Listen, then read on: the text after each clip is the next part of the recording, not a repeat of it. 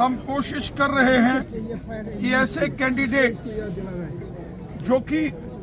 खिदमत खलक और हुब्बुल वतनी का जज्बा रखते हों, जो गरीबों, ज़ईफ़ों, मजलूमों और बेसहारा लोगों की खिदमत का जज्बा रखने वाले जो लोग हैं, वो यहाँ से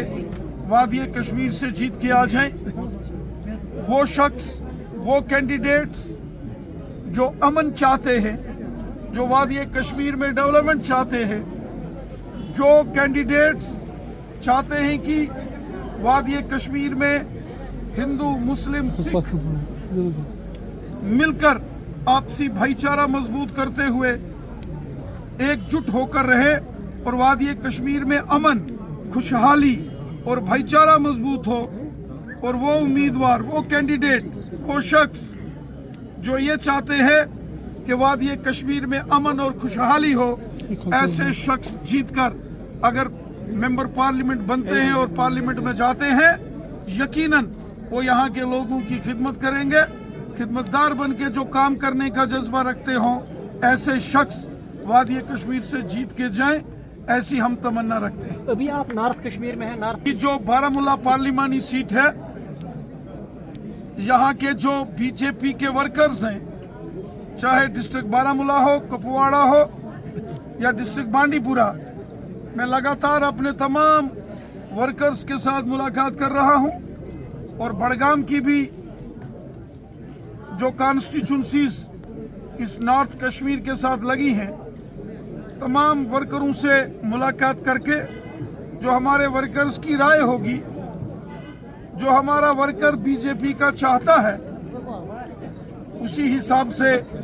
हम फैसला ले लेंगे और ये फैसला हम जल्द ले लेंगे। लेकिन हम चाहते हैं कि वो शख्स जो अमन में यकीन रखता हो, वो शख्स जो गरीबों, मजलूमों, मजदूरों, किसानों, काश्तकारों और बेसहारा लोगों का खादिम बन के काम करने का जज्बा रखता हो, वो शख्स जो डेवलपमेंट की ओर ध्यान दे, वो शख्स जो भाईचारे को मजबूत करे और वो शख्स जो सबको साथ लेकर चले, ऐसा कोई शख्स यहाँ से अगर जीत के जाएगा, वो हिंदुस्तान के पार्लियामेंट में जाएगा, तो यकीनन वो लोगों की खिदमत करेगा और उससे लोगों का भला होगा। क्योंकि बहुत सारे काम मेंबर पार्लियामेंट के हाथ में होते हैं। इसलिए मोहतरम डॉक्टर फारूक अब्दुल्ला साहब इस बात को अच्छे तरीके से जानते हैं कि जिस तरीके से पूरे मुल्क में आज मोदी साहब की और बीजेपी की जबरदस्त लहर है, फिर तीसरी बार मोदी साहब मुल्क के प्राइम मिनिस्टर बनेंगे, वजीर आजम बनेंगे, क्योंकि पूरे मुल्क की आवाम की उनको सपोर्ट है। और मैं यकीन से कहता हूं कि आने वाले सालों में आप वादी कश्मीर में भी असेंबली के इलेक्शंस में कमल के फूल को खिलता हुआ जरूर देखेंगे, जो मोदी हुकूमत ने काम किए हैं। आज हर एक शख्स की जेब में गोल्डन कार्ड है, 5 लाख रुपया इलाज के लिए मिलता है। वो हिंदू को भी है, मुसलमान को भी है, सिख को भी है, ईसाई को भी है, वो गुजर बकरवाल को भी है, पहाड़ी कबीले को भी है, और वो हर कश्मीरी की भी जेब में है। इसी तरीके से काश्तकार किसानों के खाते में 6-6 हज़ार, गरीबों को गांव-गांव में मकान,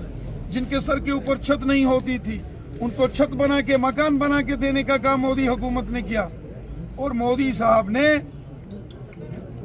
जो लाडली बेटी सुकन्या समृद्धि योजना, जो खवातीन के लिए स्कीम्स लगाई, जो गरीब लोगों को 1000-1000 पेंशन, और इसी तरीके से जो डेवलपमेंट आज वादी कश्मीर के गांव-गांव और शहर-शहर में हो रहा है, वो चाहे कुपवाड़ा हो, बारामूला हो, बांडीपुरा हो, श्रीनगर हो, गांदरबल हो या बड़गाम हो, पुलवामा, अनंतनाग, कुलगाम या शोपियान हो, हर जगह जो आज डेवलपमेंट है मोदी साहब की देन है। एम्स हॉस्पिटल, पूरे हिंदुस्तान में एक एम्स हॉस्पिटल होता था दिल्ली के अंदर दारुल हुकूमत में, और दूसरा एम्स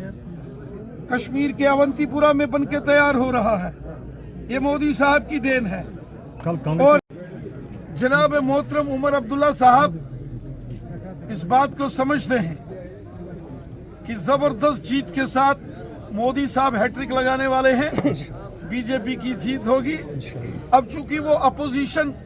कांग्रेस के साथ मिलकर इलेक्शन लड़ रहे हैं, इसलिए सच्चाई और हकीकत को बयां करने से उनको थोड़ा जो है वो परहेज हो रहा है। वरना उमर साहब भी इस बात को अच्छे से जानते हैं कि तीसरी बार फिर मोदी सरकार